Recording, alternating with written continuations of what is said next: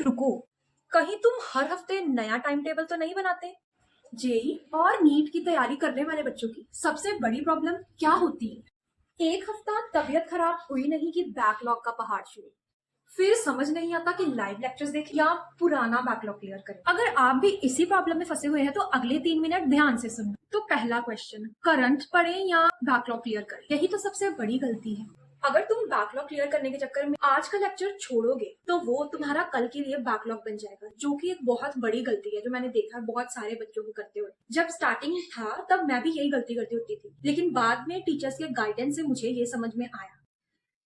और यही चीज तुम्हारे बैकलॉग का कभी ना खत्म होने वाला लूप बन जाएगा।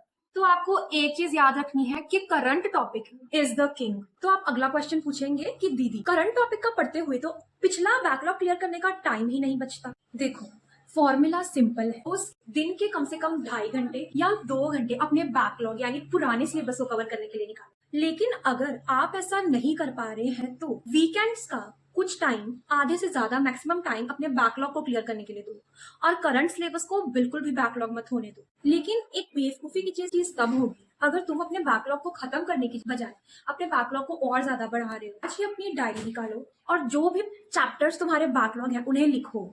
तुम्हें पूरे 3 हफ्तों में इस चीज का जादू दिखेगा, क्योंकि एक दिन अगर तुम 2 घंटा दोगे तो 3 हफ्ते यानी कि 21 दिन में तुम्हारे पास कितने घंटे हो जाएंगे? 42 आवर्स। 42 आवर्स का मतलब है कि तुम अपने 21 क्लासेस को कंप्लीट कर पाओगे जो तुम्हारी 2 घंटे की होंगी। और उसी में अगर तुम्हें क्लासेस करने के 2 घंटे की होती है तो अगर तुम 1.5x पे देखो तो तुम्हारे पास प्रैक्टिस करने का भी काफी ज्यादा टाइम होगा। और अपनी प्रैक्टिस को ज्यादा ध्यान देना प्लीज। तो बॉस, अब बैकलॉग का रोना बंद, कि बैकलॉग स्ट्रैटेजी तो मिल गई है, अब इसे बस इम्प्लीमेंट करो। लेकिन रुको, बैकलॉग तो क्लियर कर लिया, क्या तुम्हारा टाइम टेबल सच में काम कर रहा है?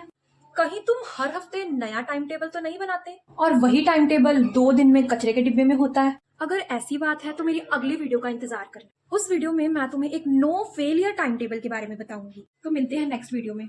बाय।